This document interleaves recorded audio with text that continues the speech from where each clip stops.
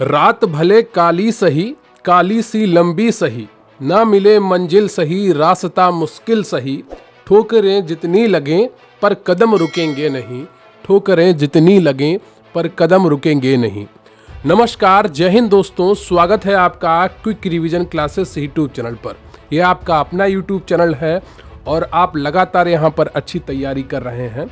मुख्य सेविका भर्ती के लिए काफ़ी ज़्यादा प्रश्नों की तैयारी करवाई जा चुकी है। आप में से काफ़ी लोगों का काफ़ी हद तक सिलेबस तैयार भी हो चुका होगा, लेकिन तैयारी को अच्छा बनाए रखने के लिए लगातार आपका रिवीजन होना ज़रूरी है, अपने सिलेबस के साथ बने रहना ज़रूरी है। सरकारी काम सरकार के हिसाब से ही होगा, तो परीक्षा की तिथि के लिए परेशान मत होइए, वो आज नहीं तो कल घोषित हो ही जाएगी।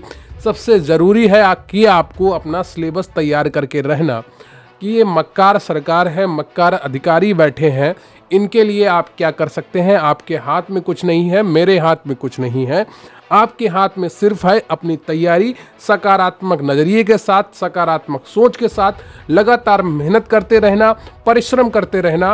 और परिश्रम का फल सदैव मीठा होता है। जो परिश्रम करेगा उसे निश्चित रूप से परिणाम मिलेगा।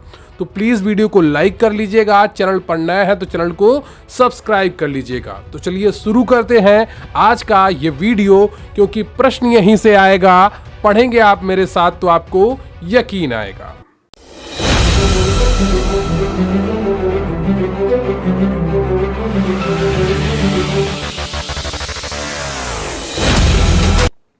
और ये आपकी कर्तव्य सीरीज है, तो कर्तव्य सीरीज के लिए आपको अपना कर्तव्य मजबूत करना होगा। इस सीरीज में आपको 50 प्रश्न देखने को मिलेंगे जो काफी महत्वपूर्ण होंगे।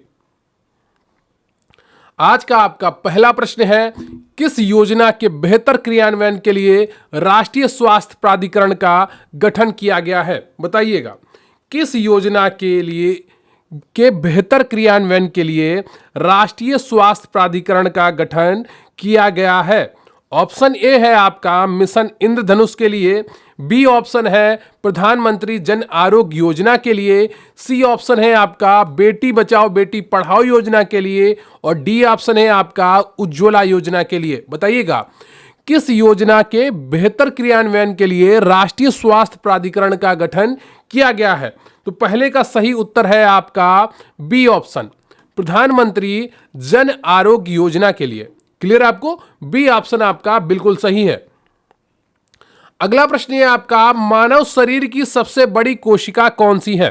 प्लीहा है, अंडाणु है, यकृत है या त्वचा है? बताइएगा, मानव शरीर की सबसे बड़ी कोशिका कौन सी है? प्लीहा, अंडाणु, यकृत या त्वचा? दूसरे का कौन सा ऑप्शन आपका सही हो जाएगा, ये आपको बताना है। मानव शरीर की सबसे बड़ी कोशिका कौन सी है? मानव शरीर की सबसे बड़ी कोशिका कौन सी है? तो इसका सही उत्तर हो जाएगा ऑप्शन नंबर ब, अंडाणु। क्लियर है आपको? अंडाणु इसका सही उत्तर है। अगला प्रश्न है आपका, निम्नलिखित में से कौन सा एंजाइम कार्बोहाइड्रेट के पाचन में शामिल नहीं है? ए ऑप्शन है लाइपेज, बी है क्रेज, सी है लैक्टेज और डी है आपका एमाइलेज। बताइएगा, इनमें से कौन सा ऑप्शन आपका सही हो जाएगा? निम्नलिखित में से कौन सा एंजाइम कार्बोहाइड्रेट के पाचन में शामिल नहीं है? बताइएगा, तीसरे का कौन सा ऑप्शन आपका सही हो जाएगा? तो तीसरे का सही उत्तर है आपका ए ऑप्शन, लाइपेज। क्लियर है आपको? अगला प्रश्न है, सामाजिक परिवर्तन को किस प्रकार का परिवर्तन माना जाता है? पारलौकिक परिवर्तन, सकारात्मक परिवर्तन, गुणात्मक परिवर्तन या परिमाणात्मक परिवर्तन? बताइएगा, सामाजिक परिवर्तन को किस प्रकार का परिवर्तन माना जाता है? चौथे का सही उत्तर क्या हो जाएगा आपका? चौथे का सी ऑप्शन बिल्कुल सही है, गुणात्मक परिवर्तन। क्लियर है आपको? अगला प्रश्न है आपका, सोडियम खनिज लवण की अधिकांश उपस्थिति शरीर के किस भाग में होती है? कोशिका के अंतः द्रव्य में, कोशिका के बाह्य द्रव्य में, उपर्युक्त दोनों में या उपर्युक्त में से कोई नहीं? बताइएगा, सोडियम यानी कि खनिज सोडियम Na खनिज लवण की अधिकांश उपस्थिति शरीर के किस भाग में होती है? कोशिका के अंतः द्रव्य में, कोशिका के बाह्य द्रव्य में या उपर्युक्त में से दोनों में, या डी ऑप्शन उपर्युक्त में से कोई नहीं। देखिए, आवाज सादा लिखा है, इसको आप ABCD मानकर ही चलें। क्लियर आपको? इससे मुझे बोलने में भी आसानी रहेगी और आपको आंसर कमेंट बॉक्स में लिखने में भी आसानी रहेगी। ABCD बताइएगा, सोडियम Na खनिज लवण की अधिकांश उपस्थिति शरीर के किस भाग में होती है? प्रश्न नंबर 5 का जो सही उत्तर है आपका वो हो जाता है बा, कोशिका के बाह्य द्रव्य में। क्लियर आपको? 5 का आपका बी ऑप्शन बिल्कुल सही है। अगला प्रश्न है आपका, जनसंख्या का जैविकीय सिद्धांत किससे संबंधित है? यहां पर रिक्त स्थान यहां पर दिया गया है, इस पर आपको एक सही उत्तर चुनना है। बताइएगा, जनसंख्या का जैविकीय सिद्धांत किससे संबंधित है? माल्थस से, ड्यूमा से, डेविस से या स्पेंसर से? छठे का कौन सा ऑप्शन आपका सही हो जाएगा? तो इसका सही उत्तर है आपका डी ऑप्शन, स्पेंसर से संबंधित है। क्लियर आपको? जैविकीय सिद्धांत किससे संबंधित है? स्पेंसर से। अगला प्रश्न है आपका, भारतीय प्रसंग में मलिन बस्ती की जनसंख्या में वृद्धि ये बताती है? शरीर संपन्नता का विस्तार, ग्रामीण गरीबी का विस्तार, ग्रामीण संपन्नता का विस्तार, उपरोक्त में से कोई नहीं। भारतीय प्रसंग में मलिन बस्ती की जनसंख्या में वृद्धि यह बताती है। 7वें का तो सही उत्तर है आपका वो हो जाएगा ब, यानी कि बी, ग्रामीण बस्ती ग्रामीण गरीबी का विस्तार। जो शहर में मलिन बस्ती होती है वो ग्रामीण गरीबी का विस्तार होता है। ठीक है, अगला प्रश्न है आपका, जनसंख्या का अध्ययन करने के लिए सामाजिक कोशिका की अवधारणा का उपयोग किसने किया? बताइएगा, जनसंख्या का अध्ययन करने के लिए सामाजिक कोशिका की अवधारणा का उपयोग किसने किया है? ए कार्ल मार्क्स ने, बी माल्थस ने, ए ड्यूमा ने, डी दुर्खिम ने। बताइएगा, इनमें से कौन सा ऑप्शन आपका सही हो जाएगा? 8वें का, जनसंख्या का अध्ययन करने के लिए सामाजिक कोशिका की अवधारणा का उपयोग किसने किया है? कार्ल मार्क्स ने, माल्थस ने, ए ड्यूमा ने या दुर्खिम ने? प्रश्न 8 का जो सही उत्तर है आपका वो सी हो जाएगा, ए ड्यूमा। क्लियर है आपको? फोकस बनाए रखिए और निश्चित रूप से आपका सिलेक्शन पक्का होगा। अगला प्रश्न है आपका, भारत में स्त्री जनजाति दर के कम होने का कारण निम्नलिखित में से कौन सा नहीं है? लिंग चयनित गर्भपात, ग्रामीण क्षेत्रों से शहरी क्षेत्रों में महिला कार्य बल का प्रवजन, लिंग भूमिका का रूढ़ हो जाना तथा परंपरागत भूमिकाओं पर अपेक्षाएं, दहेज प्रथा तथा व्यापक असाक्षरता। बताइएगा, भारत में स्त्री जाति दर के कम होने का कारण निम्नलिखित में से कौन सा नहीं है? तो इसका सही उत्तर कौन सा हो जाएगा? 9 का, ये आपको बताना है। बहुत ही आसान उत्तर है, कई बार ये प्रश्न भी आपको करवाया जा चुका है। तो इसका सही उत्तर है आपका बी ऑप्शन, ग्रामीण क्षेत्रों से शहरी क्षेत्रों में महिला कार्यबल का प्रवर्जन। क्लियर है आपको? फोकस बना के रखना और लगातार परिश्रम करते रहना ही सफलता की सबसे बड़ी कुंजी है। जो निरंतरता बनाए रखेगा वो निश्चित रूप से अपने लक्ष्य को प्राप्त करेगा। जनसंख्या विस्फोट से तात्पर्य है जन्म दर में वृद्धि व मृत्यु दर में कमी, जन्म दर में वृद्धि या मृत्यु दर में वृद्धि या उपर्युक्त में से कोई नहीं। बताइएगा, जनसंख्या विस्फोट से तात्पर्य है, बहुत ही आसान प्रश्न है, पहले भी आप इस प्रश्न को कर चुके हैं, बस भाषा का बदलाव हुआ है, ऑप्शन का बदलाव हुआ है। बहुत ही आसानी से आप इसका उत्तर दे रहे होंगे कि जनसंख्या विस्फोट से तात्पर्य है। 10वें का जो सही उत्तर हो जाएगा आपका वो ए है, जन्म दर में जब वृद्धि हो जाएगी और मृत्यु दर में कमी हो जाएगी तो एकाएक जनसंख्या में बढ़ोतरी होगी और स्थिति जो उत्पन्न होगी उसे हम जनसंख्या विस्फोट के नाम से जानेंगे। क्लियर आपको? अचानक से जनसंख्या में वृद्धि को जनसंख्या विस्फोट कहते हैं और यह स्थिति तभी उत्पन्न होती है जब जन्म दर में वृद्धि हो जाए और मृत्यु दर में कमी आ जाए। अगला प्रश्न है आपका, एक गर्भवती महिला को कितने सप्ताह में टिटनेस का टीका लगवाना अनिवार्य होता है? बताइएगा, एक गर्भवती महिला को कितने सप्ताह में टिटनेस का टीका लगवाना अनिवार्य होता है? 16 से 22 सप्ताह के अंदर में, 16 से 36 सप्ताह के अंदर में, 16 से 28 सप्ताह के अंदर में या 16 से 18 सप्ताह के अंदर में? प्रश्न 11 का जो सही उत्तर है आपका वो हो जाएगा बी ऑप्शन, 16 से 36 सप्ताह के अंदर। अगला प्रश्न है आपका, वात्सायन ने किस विवाह को आदर्श विवाह माना है? वात्स्यायन ने किस विवाह को आदर्श विवाह माना है? ए असुर विवाह को, बी गंधर्व विवाह को, सी प्रजापति विवाह को, डी दैव विवाह को। बताइएगा 12वें का कौन सा ऑप्शन आपका सही हो जाएगा? तो इसका सही उत्तर है आपका बी ऑप्शन, गंधर्व विवाह। जो गंधर्व विवाह होता है उसको वात्स्यायन ने आदर्श विवाह माना है। तो आप कमेंट करके आज बताएंगे कि जो हिंदू विवाह हैं वो कितने प्रकार के होते हैं और उनके नाम क्या क्या हैं। 4 विवाह प्रकारों के नाम यहाँ पर लिखे हुए हैं, बाकी जो बचे हुए हैं उनको भी आपको कमेंट बॉक्स में लिखना है कि हिंदू विवाह कितने प्रकार के होते हैं और उनके नाम क्या हैं, ये आपको कमेंट बॉक्स में लिखना है। यही आज का आपका प्रश्न है। अगला प्रश्न है आपका, बच्चे में आनुवांशिक बीमारी का वाहक कौन होता है? माता होती है, दादा होता है, पिता होता है या उपयुक्त सभी? बताइएगा बच्चे में आनुवांशिक बीमारी का वाहक कौन होता है? 13वें का जो सही उत्तर हो जाएगा आपका वो ए ऑप्शन है, माता। क्लियर आपको? अगला प्रश्न है आपका, एक व्यक्ति दुर्घटना में घायल हो गया है और उसने रक्त समूह की जांच के लिए समय नहीं है, तो उसे निम्न में से कौन सा रक्त चढ़ाया जाना चाहिए? बताइएगा एक व्यक्ति दुर्घटना में घायल हो गया है और उसके रक्त समूह के जांच के लिए समय नहीं है, तो उसे निम्न में से कौन सा रक्त चढ़ाया जाना चाहिए? इस प्रश्न का उत्तर बहुत ही आसान है, लेकिन आपको जो रक्त समूह है उनके बारे में बेसिक जानकारी आपको पता होनी चाहिए। सर्वदाता कौन होता है और सर्वग्राही कौन होता है वो भी आपको पता होना चाहिए। तो इसका सही उत्तर क्या होगा, जल्दी से बताइए। इसका सही उत्तर हो जाएगा ओ नेगेटिव।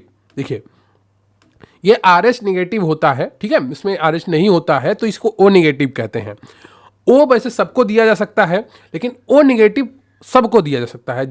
O पॉजिटिव जो होता है वो सिर्फ पॉजिटिव वालों को दिया जा सकता है, O नेगेटिव सभी को दिया जा सकता है, ठीक है।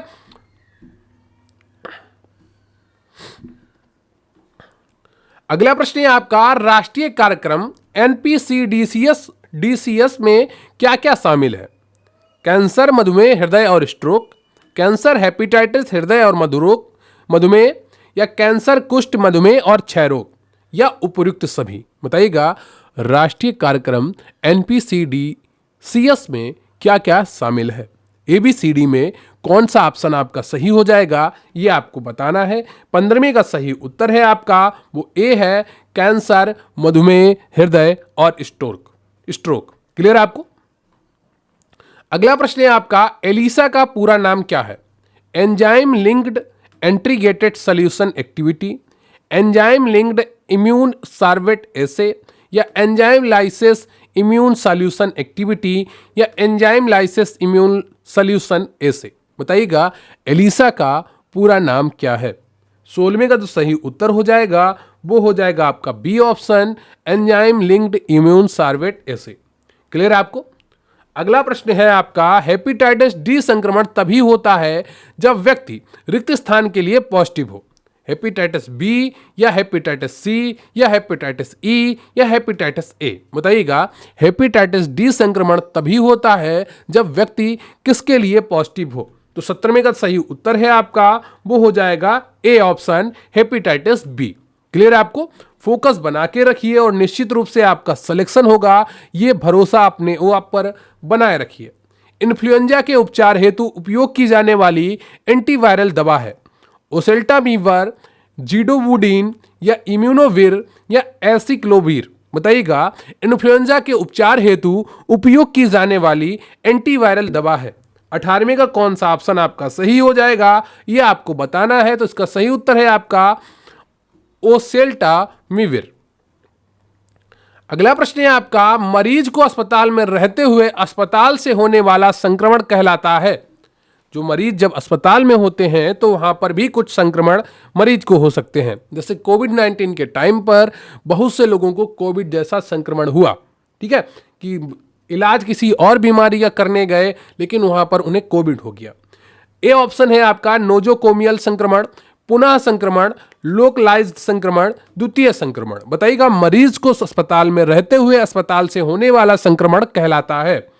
19 का कौन सा ऑप्शन आपका सही हो जाएगा? तो इसका सही उत्तर है आपका ए ऑप्शन, नोजोकोमियल संक्रमण। क्लियर आपको? फोकस बनाए रखिए। अगला प्रश्न है आपका, मल्टी ड्रग रेसिस्टेंट ट्यूबरकुलोसिस के इलाज की अवधि कितनी होती है? कम से कम 18 से 24 माह, कम से कम 24 से 27 माह, या कम से कम 6 से 8 माह, या कम से कम 12 माह। बताइए 20 का कौन सा ऑप्शन आपका सही हो जाएगा? तो इसका सही उत्तर है आपका ए ऑप्शन, कम से कम 18 से 24 माह। इसे 1.5 से 2 वर्ष भी कहा जा सकता है। अगला प्रश्न है आपका, स्वाधार गृह योजना वर्ष 2002 से संचालन किया जा रहा है। यह योजना किस मंत्रालय द्वारा संचालित है? स्वाधार गृह योजना का वर्ष 2002 से संचालन किया जा रहा है। यह योजना किस मंत्रालय द्वारा संचालित है? ए ऑप्शन है आपका स्वास्थ्य एवं परिवार कल्याण मंत्रालय द्वारा, बी है आवास एवं शहरी मामलों के मंत्रालय द्वारा, सी ऑप्शन है महिला एवं बाल विकास मंत्रालय द्वारा, डी है उपर्युक्त में से कोई नहीं। बताइएगा 21 का कौन सा ऑप्शन आपका सही हो जाएगा?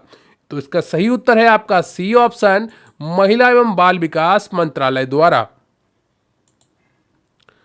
अगला प्रश्न है आपका, संयुक्त राष्ट्र जनसंख्या कोष के संदर्भ में निम्नलिखित में से कौन सा कथन असत्य है? बताइएगा संयुक्त राष्ट्र जनसंख्या कोष के संदर्भ में निम्नलिखित में से कौन सा कथन असत्य है? यह संस्था state of the world population नामक रिपोर्ट जारी करती है। इसका मुख्यालय वाशिंगटन डीसी में है। वर्ष 1987 में इसे आधिकारिक तौर पर संयुक्त राष्ट्र जनसंख्या कोष नाम दिया गया। यह संस्था भारत में वर्ष 1971 से कार्यरत है। बताइएगा संयुक्त राष्ट्र जनसंख्या कोष के संदर्भ में निम्नलिखित में से कौन सा कथन असत्य है? ABCD में आपका कौन सा ऑप्शन सही हो जाएगा?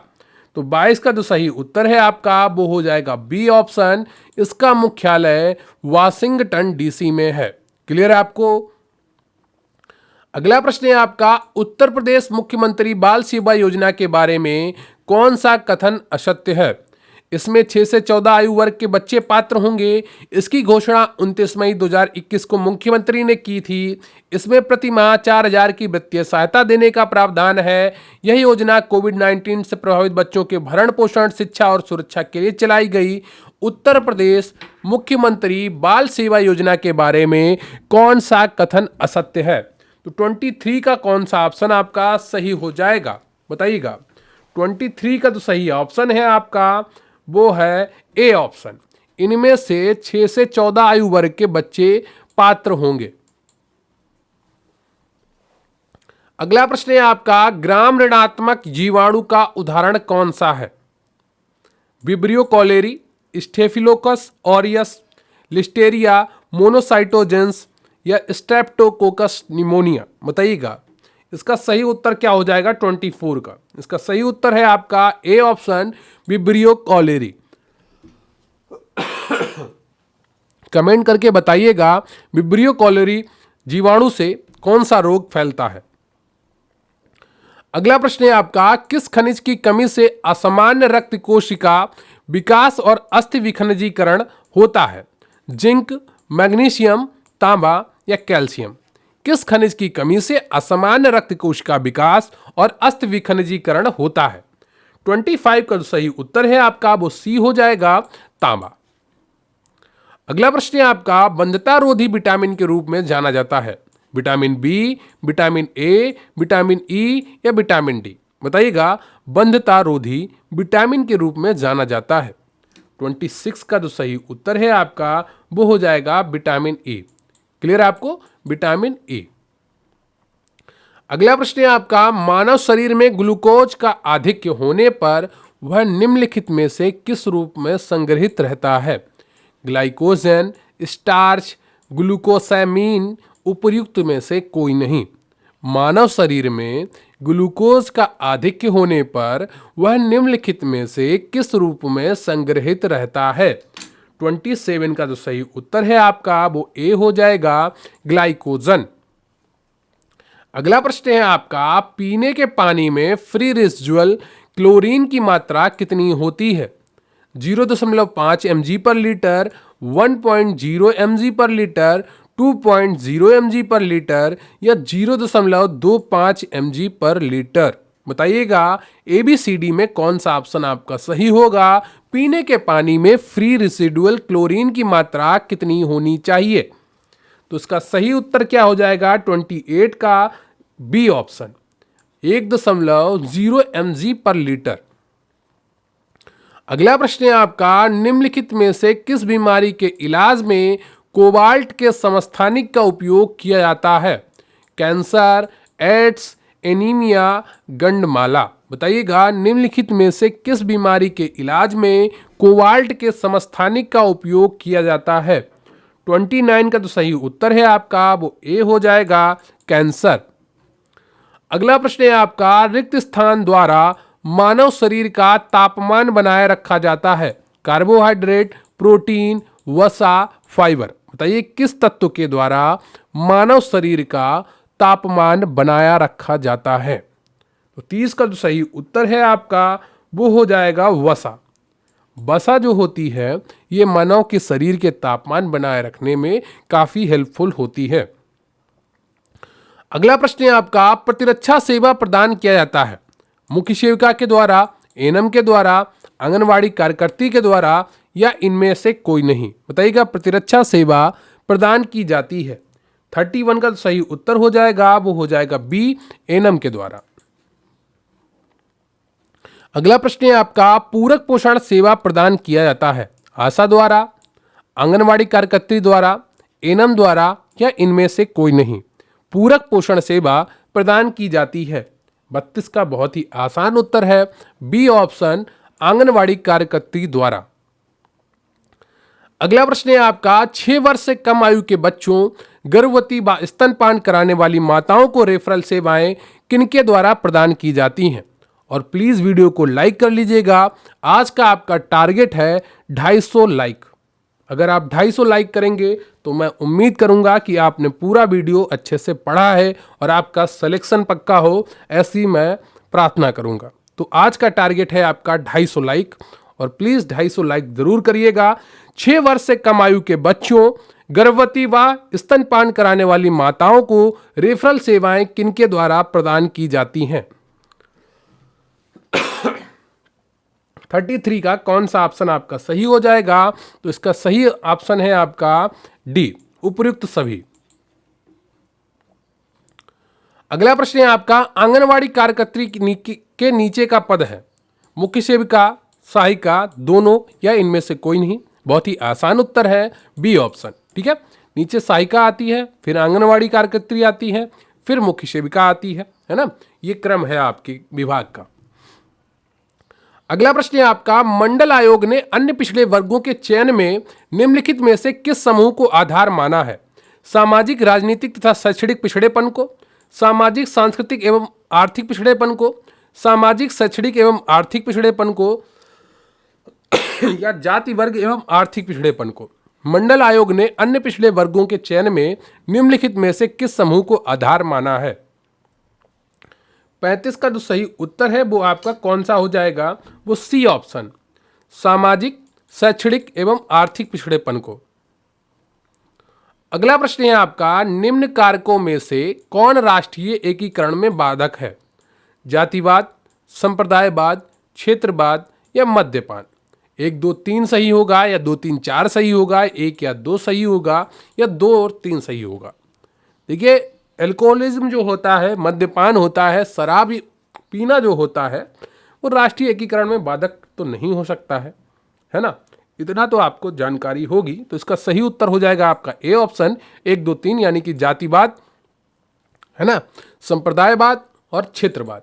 जातिवाद क्या होता है मैं आपको बताता हूं कि अपनी जाति पर गर्व करना, दूसरी जातियों को या दूसरी जाति की परंपराओं को गलत साबित करना या उन्हें नीचा दिखाना या मन में भावना रखना, ये सब जातिवाद है ना? किसी को नीचा समझना। और संप्रदायवाद, आजकल पार्टियां जाति के नाम पर बनती हैं, वोट जात के नाम पर मांगे जाते हैं, वोट जात के नाम पर दिए जाते हैं। ये काफ़ी समय से चलता चला आ रहा, अंग्रेजों ने ये शुरू किया था और अभी तक भारत में ये मौजूद है। भेदभाव की स्थिति जातिवाद का सबसे बड़ा। फिर संप्रदायवाद क्या होता है? इसमें एक धर्म दूसरे धर्म को नीचा समझता है, उसके देवी देवताओं का अपमान करता है, उसकी परंपराओं का अपमान करता है, उसे खत्म करने की कोशिश करता है, उसके कत्लेआम करने की कोशिश करता है, तो ये संप्रदायवाद है। फिर आता है क्षेत्रवाद। क्षेत्रवाद जैसे क्या होता है कि यूपी के लोग जब महाराष्ट्र में जाते हैं या तमिलनाडु में जाते हैं तो वहाँ पर यहाँ के लोगों के साथ भेदभाव होता है ना। तो ये क्या होता है, ये क्षेत्रवाद होता है। मद्यपान क्या है अपना, शराब पीना, तो इसका ए ऑप्शन आपका बिल्कुल सही हो जाएगा। अगला प्रश्न है आपका, निम्नलिखित में से किसने संघर्ष को तनाव प्रबंधन की एक प्रक्रिया के रूप में देखा है? लेविस कोजर, डेरेनडॉर्फ, एल अल्थुसर या कोबिन्स? बताइएगा निम्नलिखित में से किसने संघर्ष को तनाव प्रबंधन की एक प्रक्रिया के रूप में देखा है? 37 का जो सही उत्तर है आपका वो हो जाएगा ए, लेविस कोजर।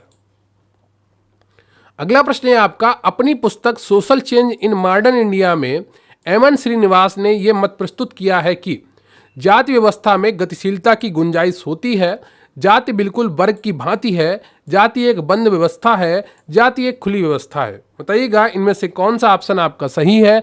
अपनी पुस्तक social change in modern India में एमएन श्रीनिवास ने यह मत प्रस्तुत किया है कि 38 का कौन सा ऑप्शन आपका सही हो जाएगा? तो इसका सही उत्तर है आपका ए, जाति व्यवस्था में गतिशीलता की गुंजाइश होती है। अगला प्रश्न है आपका, निम्नलिखित में से कौन सा युग्म सुमेलित नहीं है? दहेज निरोधक अधिनियम 1965 में आया था क्या? हिंदू विवाह अधिनियम क्या 1955 में आया था? विशेष विवाह अधिनियम क्या 1954 में आया था? क्या हिंदू उत्तराधिकार अधिनियम 1956 में आया था? बताइएगा इनमें से कौन सही सुमेलित नहीं है? दहेज निरोधक अधिनियम या हिंदू विवाह अधिनियम या विशेष विवाह अधिनियम या हिंदू उत्तराधिकार अधिनियम? बताइएगा इनमें से कौन सा ऑप्शन आपका सही हो जाएगा? जल्दी से बताइए।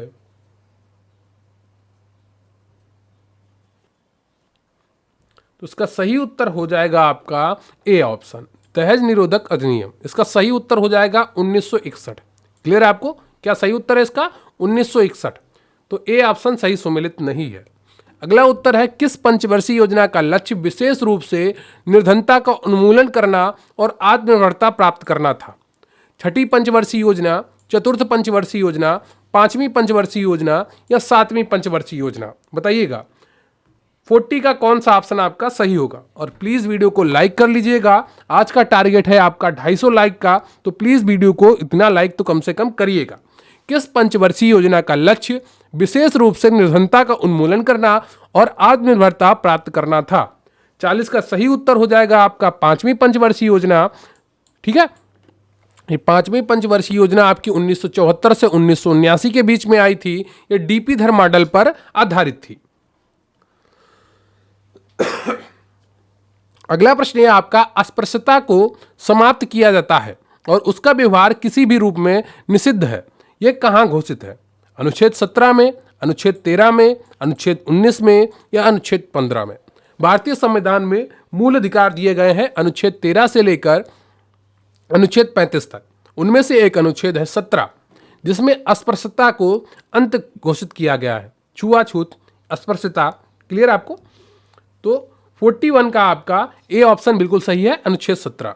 अगला प्रश्न है आपका, अंत्योदय कार्यक्रम का उद्देश्य है गरीबों में से सर्वाधिक गरीब की सहायता, भारत में निर्धनता का पूर्ण निराकरण, दलितों की प्रोन्नति, अल्पसंख्यकों का विकास।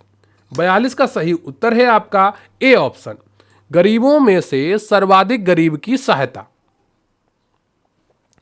अगला प्रश्न है आपका, यौन साम्यवाद को परिवार की उत्पत्ति का कारण कौन मानता है? वेस्टरमार्क, मॉर्गन, हेनरी मैन या वेकोफैन? बताइएगा इनमें से कौन सा ऑप्शन आपका सही होगा? यौन साम्यवाद को परिवार की उत्पत्ति का कारण कौन मानता है? 43 का सही उत्तर है आपका बी ऑप्शन, मॉर्गन जी जो थे ये यौन साम्यवाद को परिवार की उत्पत्ति का कारण मानते हैं। अगला प्रश्न है आपका, भारतीय संविधान की किस अनुसूची में भाषा संबंधी प्रावधान किया गया है? अनुसूची 8, अनुसूची 9, अनुसूची 7 या अनुसूची 6? बताइएगा। संविधान के प्रथम संशोधन जो हुआ था उसमें अनुसूची 9 को जोड़ा गया था। यह भूमि सुधार से जुड़ी हुई अनुसूची थी। तो इसका सही उत्तर क्या होगा आपको यह बताना है। भारतीय संविधान के किस अनुसूची में भाषा संबंधी प्रावधान किए गए हैं? 44 का जो सही उत्तर है आपका वो हो जाएगा ए, अनुसूची 8। अनुसूची 8 में वर्तमान में कुल कितनी भाषाएं सम्मिलित हैं, इसका उत्तर आपको कमेंट बॉक्स में लिखना है। अभी जल्दी लिख दीजिए, फिर वीडियो शुरू करें। क्लियर है आपको? अनुसूची 8 में कितनी भाषाओं का प्रावधान है, यह बात आपको अभी कमेंट बॉक्स में लिखनी है। अगला प्रश्न है आपका, शारदा एक्ट संबंधित है बाल विवाह से, देवदासी प्रथा से, दहेज प्रथा से, विधवा पुनर्विवाह से। बताइएगा, शारदा एक्ट संबंधित है। 45 का कौन सा ऑप्शन आपका सही हो जाएगा? यह है ए, बाल विवाह से। अगला प्रश्न है आपका, निम्नलिखित में से भारत में बढ़ते तलाक के कारण कौन है? देश की विलासिता, वैवाहिक जोड़ों की अपरिपक्वता, महिलाओं का आर्थिक स्वावलंबन या अशिक्षा। बताइएगा, निम्नलिखित में से भारत में बढ़ते तलाक के कारण कौन है? तो 46 का जो सही उत्तर है आपका